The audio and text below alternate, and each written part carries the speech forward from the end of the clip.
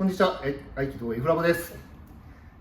はい、今日も肩の動画を撮っていこうかなと思っているんですけれども、今回のテーマこちらです。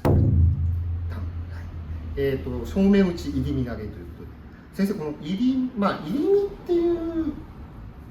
利合いというか概念と入り身投げっていうのとなんかよくごちゃごちゃ私はしてしまうんですけれども、なんかその入り身投げ自体は入り身を表現していると考えていいんでしょうか。入り身は厳密に言えばどの技にも入ってますからですね。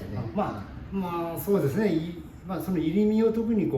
前面に出した技といったぐらいの、でいいかもしれませんけどね。すみません。冒頭からちょっと分かりにくいですね。ということで、まずは技の方を見ていただければと思います。どうぞ。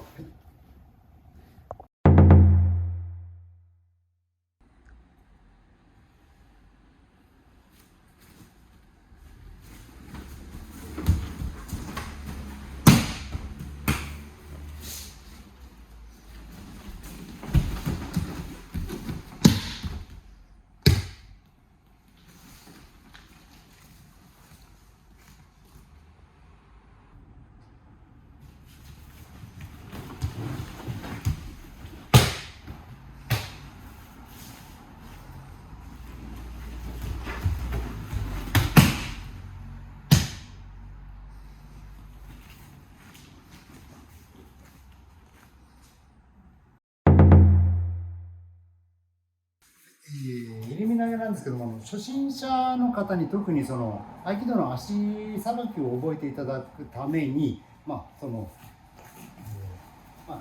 り身、ち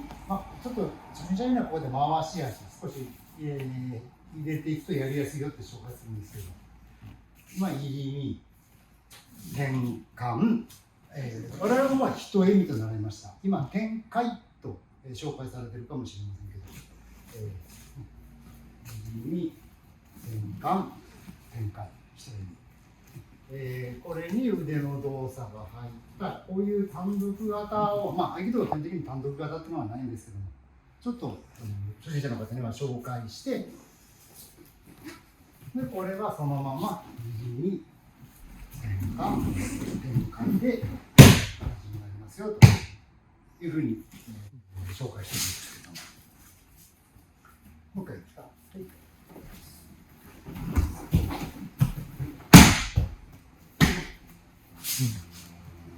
これ入り身です。入り身、して、立ち。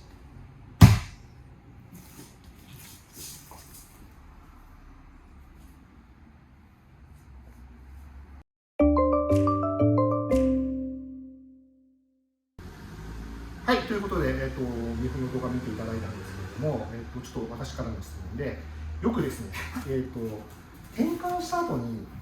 腕が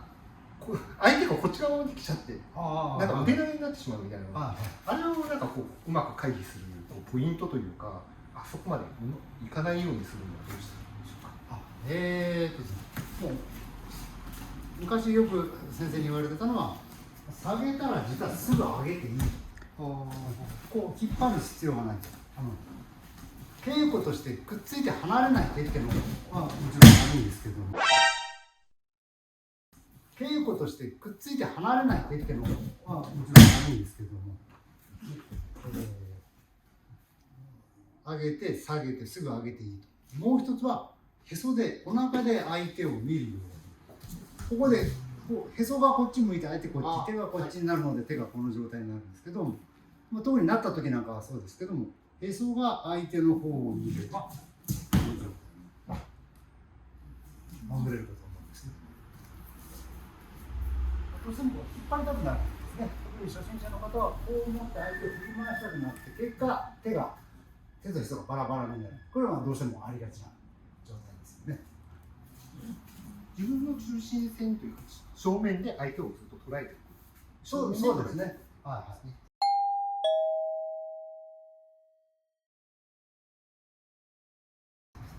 もう学生時代の話ですけど、触れずに倒す有名な某先生いらっしゃって、東京で絶対触れずには倒されんぞと頑張ってやろうと思ったことがあるんですけども、たまたま東京で稽古つけていただく機会があって、パッと打っていったんですよね。だから突然視界から消えて、ずーっとその有名な先生のお腹がペタッとくっついてるんです。どう動いても体がで突然顔をペロッとされてですね、ガーッと顔を引き上げられて、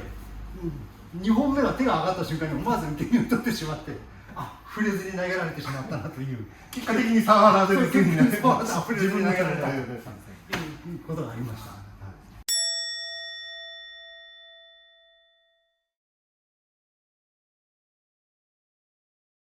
それぐらいこうしっかり相手の視覚を取ってでしっかりとついて、正面で捉える。自分の正面に捉えてるという。ありがとうございます。はい、ということで、正面打ち、入り身投げの方をやってみます。最後、岡田さん、お腹ペタってつけられて、ぐるぐるって回ってましたけど、あれ、なんかどんな感じなんですか、どういう感覚というか。自分のこう正面に相手がいないので、なんかこう、自分が動いて相手をこう見つけに行くじゃないですか、行くんですけども、気づいたらこうパッと手が出てくるような。受けもこう追っかけていくというか、相手に向かって反撃しないといけないので。そうですね、やっぱりもうできるだけこうまた相手が見てるように、なんなら相手の後ろを取れるようにそうですね、動くんですけど、ただ結果ここにベロッと来てしまうというそういうことですよね。しっかり先生やっぱり入り身の時はこう転換をするっていうのは結構大事ですよね。ちょっと中途半端になるとなかなかっていうのは。すみません、転換はあくまで敬語で、入り身とはまた実は別なんですけど、そうなんですね。これはこの後また細かいやつは別バージョンで。はい、ということになります。では、今回はこれで終わりたいと思います。この動画が楽しいなとか、役に立ったということがあれば、いいねボタンとか、それから、チャンネル登録もぜひよろしくお願いします。それでは、本日も、ご視聴ありがとうございました。